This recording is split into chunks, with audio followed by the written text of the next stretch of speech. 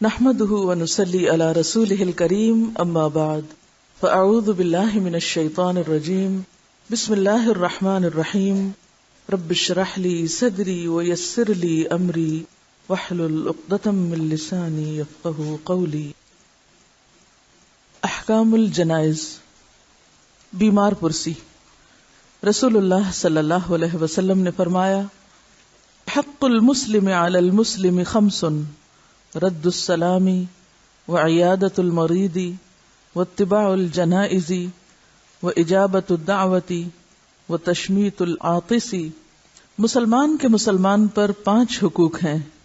Number 1، جب ملے تو اسے سلام کہے یا اس کے سلام کا جواب دے، یہ حق ہے حقوق المسلمین میں سے۔ نمبر 2، جب بیمار ہو تو اس کی عیادت کرے۔ نمبر 3، جب مر جائے تو اس کا جنازہ پڑھے۔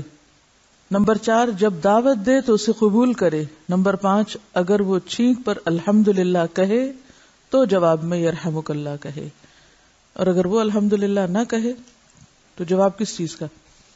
حضرت علی رضی اللہ عنہ روایت کرتے ہیں کہ رسول اللہ صلی اللہ علیہ وسلم نے فرمایا، جو مسلمان دوسرے مسلمان کی دن کے اول حصے میں دوپہر سے پہلے عیادت کرتا ہے تو 70,000 فرشتے اس کے لیے شام تک رحمت اور مغفرت کی دعائیں کرتے ہیں، اور جو مسلمان دن کے آخری حصے میں دوپہر کے بعد عیادت کرتا ہے تو 70,000 فرشتے اس کے لیے صبح تک رحمت اور مغفرت کی دعا کرتے ہیں، نیز اس کے لیے بہشت میں باغ ہے۔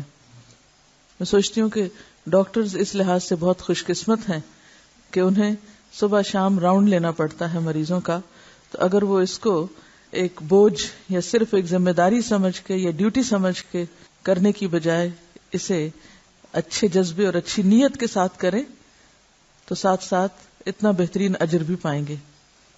اصل بات یہ ہے کہ کوئی بھی کام جب اللہ کی رضا کے لیے ہو جاتا ہے، چاہے وہ عین دنیا دارانہ کام ہو، تو اس پر بھی اللہ تعالیٰ کی رحمت ہے کہ انسان کو اجر کی خوشخبری سنائی گئی۔ نبی صلی اللہ علیہ وسلم نے فرمایا، مسلمان جب اپنے مسلمان بھائی کی تیمارداری کے لیے جاتا ہے تو وہ واپس لوٹنے تک جنت کے میوے چنتا ہے۔ یعنی اس نیک عمل کو کس سے تشبیہ دی گئی؟ گویا کسی باغ میں جا کر پھل چننے سے، یعنی اتنی نیکیاں سمیٹتا ہے۔ رسول اللہ صلی اللہ علیہ وسلم نے فرمایا، اللہ تعالیٰ جس شخص کے ساتھ بھلائی کا ارادہ کرتا ہے اسے تکلیف میں مبتلا کر دیتا ہے۔ جب تکلیف آتی تو آپ کیا سوچتے ہیں؟ کوئی روحانی، جسمانی، جذباتی کوئی تکلیف؟ شاید اللہ تعالیٰ ناراض ہو گیا، ایسے ہی شیطان وسوسہ ڈالتا ہے نا، اور پھر وہ اس کو اتنا بڑھاتا ہے کہ ہمیں مایوس کر دیتا ہے۔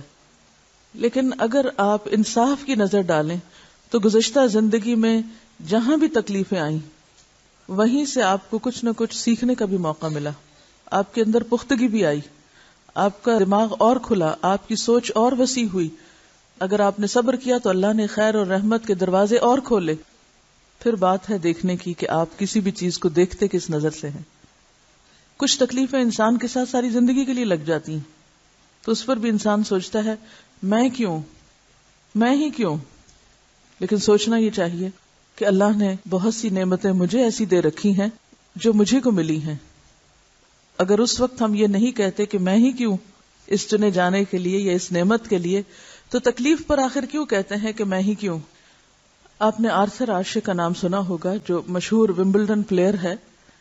جب وہ ایڈز کی بیماری سے مر رہا تھا تو ساری دنیا سے اس کے فینز کے خطوط اس کو موصول ہو رہے تھے، یعنی اس کو اپنا کنسرن شو کرنے کے لیے کہ ہم تمہاری موت پہ، تمہاری بیماری پر دکھی ہیں۔ تو اس میں سے ایک خط میں کسی نے لکھا، خدا نے آپ کو اتنی بری بیماری کے لیے کیوں چنا؟ عام طور پر ایسے دل دکھانے والے جملے محبت کرنے والوں سے ہی انسان سنتا ہے، تو اس کا جواب کیا ہو سکتا تھا؟ مثبت سوچ رکھنے والا جو اپنی فطرت پر ہو وہ کیا جواب دے سکتا ہے؟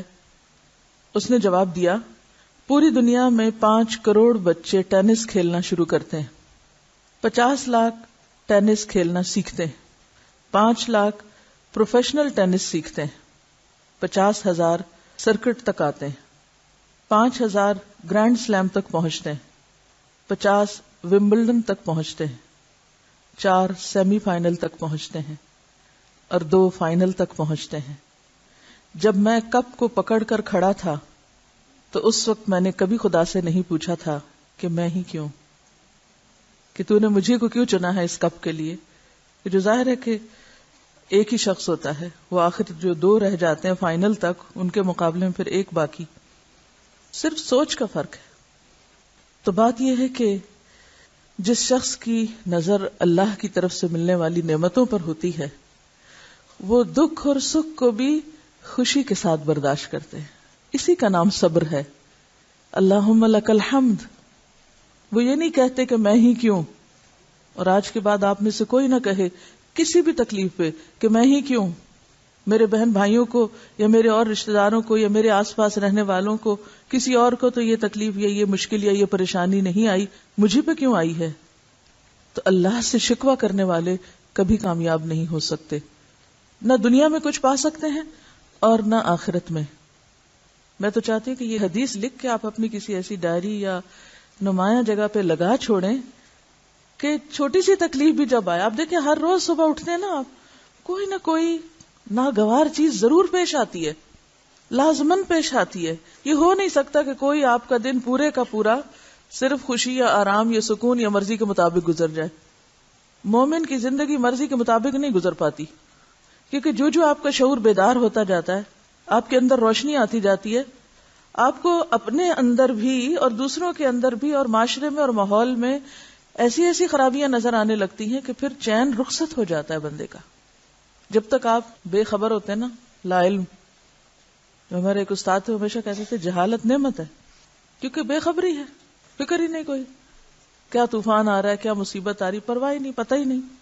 جب انسان کو پتہ چل جاتا ہے کہ یہ مصیبت ہے، یہ تکلیف ہے، یہ پریشانی ہے، یہ گناہ ہے، یہ آخرت میں پکڑ کا سبب ہے، تو پھر چین سے کیسے انسان بیٹھ سکتا ہے.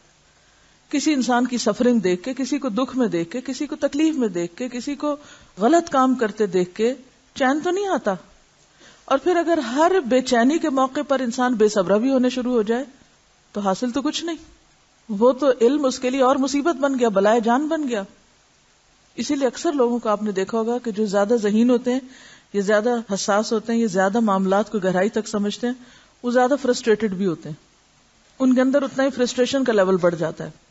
تو یہ کوئی پازیٹو سائن نہیں. فرسٹریشن کا بڑھنا پازیٹو سائن نہیں. ہر تکلیف دہ چیز پر، ہر مشکل اور ہر مصیبت پر انسان یہ سوچے کہ وجہ کیا بن رہی.